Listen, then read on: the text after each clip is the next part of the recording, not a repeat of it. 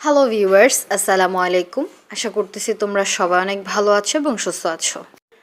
মিষ্টি জাতীয় খাবার খেতে কার না ভালো লাগে? অবশ্য সবসময় একটানা মিষ্টি খাবার খেতে ভালো লাগে না, তবে এই টাইপের খাবার খেতে আমার খুবই ভালো লাগে। খাবারটা অনেক বেশি মিষ্টি হবে না, আবার নুনটাও হবে না, মোটামুটি একটা ব্যালেন্সযুক্ত খাবার। আমি আসলে জানি না এই খাবারটার নাম কি, তবে ইউটিউবে যতবারই সার্চ করেছি প্রত্যেকবারই এসেছে হচ্ছে সুজির পিঠা। তো আমিও এটাকে সুজির পিঠা বলেই নামকরণ করি। তো যাই হোক, এটা বানাতে খুব বেশি উপকরণ লাগে না, সামান্য পরিমাণে সুজি লাগে, চিনি, ডিম, এরপর হচ্ছে স্বাদ মতো লবণ আর গুঁড়া দুধ। তো এই কয়েকটা আইটেম দিয়ে হচ্ছে এই সুজির পিঠাটা বানানো যায় এবং এটা খেতে কিন্তু খুবই মজা। কথায় আছে না, যার কেউ নাই তার ইউটিউব আছে। এই পিঠাটা আমি আজ থেকে 3 বছর আগে ইউটিউব দেখে বানানো শিখেছিলাম। একদিন ঠিক রমজান মাসে আমি শুয়ে শুয়ে ইউটিউবে স্ক্রল করছিলাম, তো তখন হচ্ছে ভিডিওটা আমার সামনে আসে।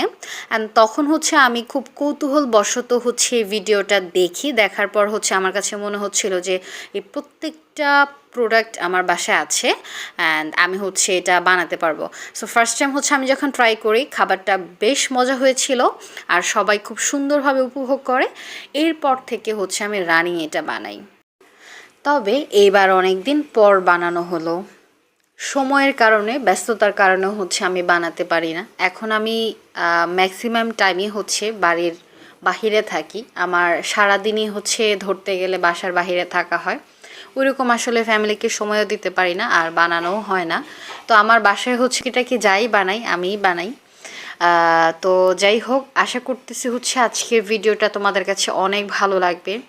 আর আমি অনেক দিন হচ্ছে ভিডিও মেক করতে পারিনি, ভিডিও দিতে পারিনি, অনেক ব্যস্ত ছিলাম। রমজান মাস ছিল, আমিও অনেক ব্যস্ত ছিলাম, তো আমি কোনো প্রকারের ভিডিও দিতে পারিনি। এখন থেকে হচ্ছে রানিং ভিডিও দিব ইনশাআল্লাহ। সবাই আমাকে অনেক বেশি বেশি করে সাপোর্ট করবে এবং আগের মতো করে হচ্ছে ভালোবাসা দিবে। দেখতে দেখতে বানানো শেষ। এখন হচ্ছে আমি তেলে দিয়ে দিব, আর তেলে দেওয়ার পর হচ্ছে খুব সুন্দর করে এটাকে ভেজে নিব। তো অনেক গরম ছিল, যার কারণে আমি ফোনটাকে হচ্ছে চুলার পাশে খুব বেশিক্ষণ রাখিনি। এই হচ্ছে আমি তোমাদের মানে ভেঙে দেখাচ্ছিলাম কতটা ক্রিস্পি হয়, আর এটা যখন ভাজবো তখন খুব সফট থাকে, পরবর্তীতে এটা খুবই ক্রিস্পি হয়ে যায়। তো আজকের ভিডিওটা এই পর্যন্তই। পরবর্তীতে দেখা হবে অন্য কোনো ভিডিও নিয়ে। সো আল্লাহ হাফেজ।